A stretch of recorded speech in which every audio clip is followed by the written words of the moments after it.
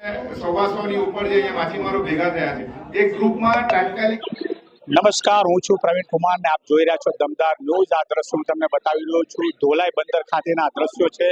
અત્યારે માછીમારી કરતા માછી ભાઈઓને લઈ પડતી જે સમસ્યાઓ છે સમસ્યાઓની માંગણી સાથે અહીંયા ઉમરગામથી ભરૂચ સુધીના માછીમારી જે ભાઈઓ જે છે બોટના માલિકો જે છે એમને માછીમારી કરતી વખતે જે પડતી સમસ્યાઓ અને પડતી હાલાકીઓને લઈને આજે અહીંયા એક મીટિંગનું આયોજન કરવામાં આવ્યું છે। અહીંયા એસોસિએશનના પ્રમુખ છે, આપણે એમની સાથે પણ સીધી વાત કરીએ અને શું સમસ્યાઓ એવી જે છે કે હજુ સુધી સરકારના કાને સુધી પહોંચી નથી અને અત્યારે કેટલા વર્ષથી આ જે સમસ્યાનો સામનો કરી રહ્યા છે તમામ પ્રકારની માહિતી આપણે એમની સાથે વાત કરીએ અને જાણવાનો પ્રયાસ કરીએ। અત્યારે પ્રથમ તો આ જે સમસ્યાઓ છે એ કેટલા વર્ષથી છે? સાહેબ, હું શ્રી મચ્છીમાર વ્યવસ્થાપન ધોલાઈ બંદરના પ્રમુખ ઈશ્વરભાઈ ડી ટંડેલ બોલું છું। આ છેલ્લા 1 વર્ષથી જે અમારા લોકલ માછીમારો છે, અહીંના જે લોકલ માછીમારો જે પોતે અહીંયા ગિલ નેટનો ધંધો કરે છે, આ લોકોને છેક જાફરાબાદથી 90 માઇલ સુધી 90 માઇલનો એરિયા છે, તો 90 માઇલના એરિયામાં એ લોકો 80 માઇલ સુધી અહીંયા આવીને મચ્છીમારી કરી બોક્સ ફિશિંગ જે ફિક્સ નેટ માંડીને ફિક્સિંગ કરે છે। તો એના માટે જે અમારી ગિલ નેટનો ધંધો છે એમની જાળ ફસી જાય છે અને એમને લાખો રૂપિયાનું નુકસાન થતું હોય છે। એ લાખો રૂપિયાનું નુકસાનના લીધે આ લોકો જો માછીમારો હવે પાયમાલની સ્થિતિ પર આવી ગયા છે। એ લોકોને ભરણ પોષણની બી તકલીફ પડી ગઈ છે, કેમ કે આ લોકો જ્યારે આપણી બોટ તૈયાર કરે છે ત્યારે એ લોકોને દાગીના મૂકે છે, આ લોકોની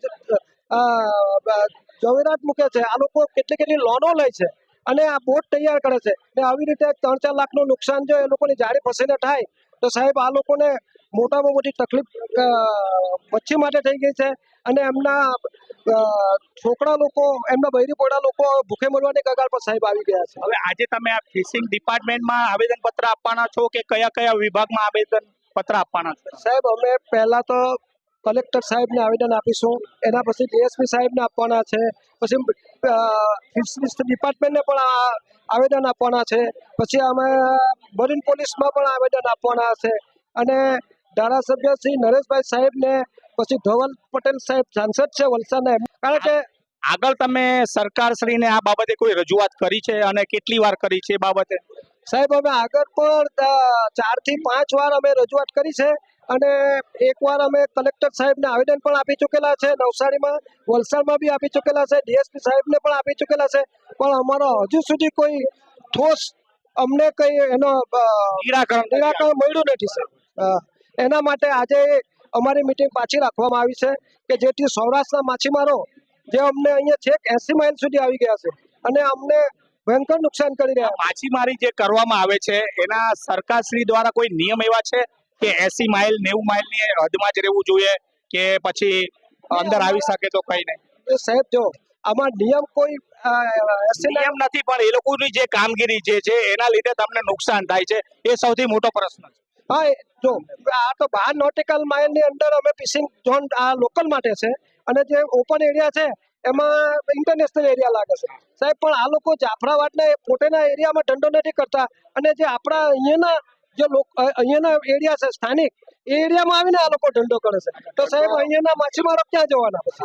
એ એક મોટો પ્રશ્ન છે ને આજે ખૂટા નાખી અને તમારી જે જાળો છે એને જે નુકસાન થઈ રહ્યું છે એ પણ એક મોટો પ્રશ્ન છે। હા, જો એમના ફિક્સ આ લોકો ખૂટા મારે છે અને એ લોકોની જાળ માંડે છે, તો એના માટે જો આ નિર્ણય જો નહીં લેવામાં આવે સાહેબ સરકારશ્રી તરફથી, તો આ લોકો બધા માછીમાર જે છે ભાઈ પાયમાલ થઈ જશે।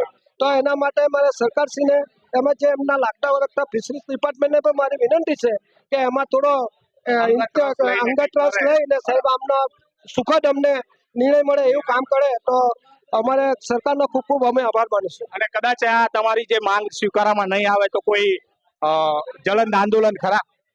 જો હવે આ માંગ જો અમારે સ્વીકારવામાં નહીં આવે તો અમારે રસ્તા પર પણ ઉતરવું પડશે, કારણ કે અમારા પાસે અમારા ભરણ પોષણનો પ્રશ્ન ઉપસ્થિત થાય સાહેબ, તો અમારે પછી મોટું આંદોલન બી સાહેબ અમારે કરવું પડે। ચોક્કસ આ હતા ઈશ્વરભાઈ છે। આજની જે એસોસિએશનની જે સભા છે એ સભાના અંદર બોટના માલિકો પણ આવ્યા હતા। હવે અહીંયા એક બોટના માલિક છે, આપણે એમની પાસે પણ જાણવાનો પ્રયાસ કરીએ કે વર્ષના અંતે એમને જે આ સમસ્યાઓ છે એ સમસ્યાનો કયા પ્રકારે સામનો કરી રહ્યા છે અને એમને કેટલું નુકસાન થઈ રહ્યું છે. પ્રથમ તો શું નામ છે તમારું? મારું નામ જગદીશભાઈ ટંડેલ. હું નાની બાગલનો એક ફિશરમેન છું, પોતે માછીમાર પણ છું ને મારી એક મછવા બોટ છે. જી, પડતી તમને જે સમસ્યાઓ જે છે એ સમસ્યાનો લઈને શું કહેશો? આ સમસ્યા જે અમને છે વર્ષોથી અમે રજૂઆત કરતા સરકારને આવેલા જ છે, પણ અમારો અભિપ્રાય એવો છે કે દરિયામાં કોઈ માથાકૂટ નહીં થાય. જે જાફરા દ્વારા આવીને અહીંયા ખૂટા મારીને ફિશિંગ કરે છે એ લોકોની ભાષામાં કાબા ફિશિંગ કહેવામાં આવે છે, ને અમારી ભાષામાં ખૂટા ફિશિંગ કરે છે. એ લોકો જો નાઇટમાં એની ટાઈમ પર આવીને ખૂટા મારી ને ફિશિંગ કરે તે ટાઈમ પર અમે ગિલ નેટ અમારી નાખેલી હોય, અમારી ગિલ નેટ પાણીના વેળથી પાણીના કરંટથી હાઈ ટાઈટ લો ટાઈટના હિસાબે ચાલતી હોય. હા, એટલે એ લોકો અચાનક આવીને બોયા માંડે જેમાં અમને ખબર નહીં હોય, તેમાં આવીને એ લોકોના ખૂટામાં અમારી જાર ફસાઈ જાય એટલે અમને લાખો રૂપિયાનું નુકસાન થાય. ને એક દિગ્વેજ છે કે તમારા ત્યાંથી આ સોલ્યુશન થાય તો ઘણું સારું, કારણ કે કોઈ સંઘર્ષ મોટું થાય, ઘર્ષણ ના થાય માછીમારો માછીમારોનો ભાઈઓનું ઘર્ષણ નહીં થાય ને કોઈને નુકસાન નહીં થાય, એ જ અપેક્ષા અમે રાખીએ છીએ. માછીમાર ભાઈ બોટના માલિક છે એમનું પણ ક્યાંક ને ક્યાંક કહેવાનું છે કે માછીમાર ભાઈઓ એક જ છે, ભલે અત્યારે અલગ વિસ્તારના હોય, એમના વચ્ચે કોઈ પણ પ્રકારનું ઘર્ષણ ના થાય એ માટે સરકારશ્રીએ આ બાબતે થોડુંક ધ્યાન દોરવાની જરૂર છે. ધોલાઈ બંદરના વાઇસ પ્રેસિડેન્ટ ઠાકોરભાઈ પણ આપણી સાથે છે. આપણે એમની પાસે પણ જાણવાનો પ્રયાસ કરીએ કે આ જે સમસ્યાઓ જે છે વારા ઘડીએ રજૂઆત કરવા છતાં પણ હાલ સુધી કોઈ આ સમસ્યાનું નિરાકરણ થયું નથી, જેના કારણે માછીમાર જે ભાઈ છે એ ખૂબ મોટા પાયે નુકસાન એમને વેઠવાનો જ્યારે વારો આવ્યો છે અને પોતે પાયમાલ થઈ રહ્યો છે, ત્યારે સરકારશ્રીના બી કાન ખુલવા જોઈએ.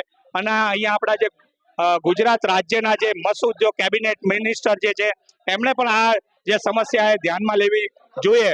અહીંયા ઠાકોરભાઈ છે આપણી સાથે, એમની સાથે આપણે સીધી વાત કરીએ. શું કહેશો આજની આ જે સમસ્યા અને આજની આ મિટિંગને લઈ?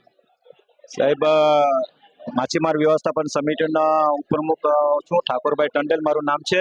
અને અમે આ જે અમારા જે સ્થાનિક મછુઆરા ભાઈઓ છે જે ઉમરગામથી ભરૂચ સુધીના વિસ્તારમાં અહીંયા દરિયામાં સ્થાનિક લેવલ પર ધંધો કરે છે, તો એ લોકોનો પ્રશ્ન એક જ છે કે દરિયાની અંદર જે સ્થાનિક માછીમારો છે પોતાના વિભાગની અંદર ધંધો કરે છે, તો એમાં જે જાફરાબાદના જે માછીમાર ભાઈઓ છે એ જાફરાબાદથી છેક અમારા સ્થાનિક વિસ્તારમાં 80 નોટિકલ માઇલ સુધી અહીંયા ત્યાંથી જાફરાબાદથી ધોલાઈ, વલસાડ, દમણ સુધી એ લોકો ફિક્સ ફિશિંગ સિસ્ટમથી, મતલબ કે ખૂટા મારીને જે એ લોકો બોક્સ ફિશિંગ કરે છે એનાથી એ લોકો જમીન એક્વાયર કરીને સાતબારની નકલ જેવી રીતે આપણી સાતબારની જમીન હોય એ રીતનું દરિયાની અંદર ગેરકાયદેસર દરિયો એ લોકોએ એક્વાયર કર્યો છે, જેને કારણે એ લોકોની જે ફિક્સ ફિશિંગ છે એ ખોટા સિસ્ટમ છે. એના અમારા જે સ્થાનિક મછુઆરો છે એ ગિલનેટની ધંધો કરે છે. એ ગિલનેટ ધંધો એટલા માટે છે કે એ દરિયાના કરંટ પ્રમાણે એ 10-15 માઇલ સુધી 1 કલાકની અંદર કે 2 કલાકની અંદર એનો કરંટ પ્રમાણે આમ તો અપડાઉન થતા હોય છે. તો એમાં એ જે ફિક્સ ફિશિંગ ખોટા સિસ્ટમથી જે એ લોકો મચ્છી પકડવા માટે ગેરકાયદેસર દરિયો એક્વા કરીને અહીંયા જે એ લોકો આવે છે એના ખૂટામાં જે અમારા ગિલનેટ વાળાની જે જાળો ફસાઈ જાય છે એના કારણે એમને માછીમારોને 3 થી 4 લાખનું મોટું નુકસાન થતું હોય છે. એ દરિયામાં કોઈ અનિચ્છનીય બનાવ ના બને એની તકેદારીના ભાગરૂપે અમે સરકારને પણ જાગૃત કરીએ છીએ, એ જ અમારી વિનંતી છે. બે વેરાવળ અને જાફરાબાદના માછીમારો છે, આ બાજુ ઉમરગામ અને ભરૂચ સુધીના માછીમારો છે, એમના વચ્ચે કોઈ માથાકૂટ ના થાય એ જોવાનું સરકારનું કામ છે. અને આજે આમની જે રજૂઆતો છે કે નીચેથી ઉપર સુધી એમની રજૂઆત કરવામાં આવી, આજે લગભગ 12 વર્ષથી આ લોકો આ લડાઈ લડી રહ્યા છે અને એમનો જે વિસ્તાર છે એમના વિસ્તારના અંદર જે વેરાવળ અને જાફરાબાદના જે માછીમાર ભાઈઓ જે છે એ ખોટી રીતે ખૂટા નાખી અને જે આ લોકોની જે જાળો છે એ જે જાળોને મોટા પાયે લગભગ 2 થી 3 લાખ રૂપિયાનું નુકસાન થતું હોય, ત્યારે સ્વૈચ્છિક છે કે કોઈ માછીમારો ભાઈઓ હોય એમના આક્રોશ હોય. પણ હવે હાલ આ જોવું રહ્યું અત્યારે આપણા જે ગુજરાત રાજ્યના ફિશિંગ મિનિસ્ટરે છે એમણે પણ અત્યારે સંજ્ઞાનમાં લેવું જોઈએ અને આ લોકોની જે સમસ્યા છે જે અહીંયા ધોલાઈ બંદર પર અત્યારે ખૂબ જ મોટી સંખ્યામાં માછીમાર ભાઈઓ ઉપસ્થિત રહ્યા, આજે એમની મીટિંગ પણ કરવામાં આવી. હવે આ જે પ્રશ્ન છે આ સમસ્યાનું જે ઉકેલ લાવવાનું કામ સરકારનું છે. હવે જોવું રહ્યું કે સરકાર આના પર શું ધ્યાન આપે. આ જ પ્રકારના અહેવાલો અને સમાચારો સાથે ફરી મળીશું, ત્યાં સુધી દમદાર ન્યૂઝ સાથે જોડાયેલા રહેશો. નમસ્કાર.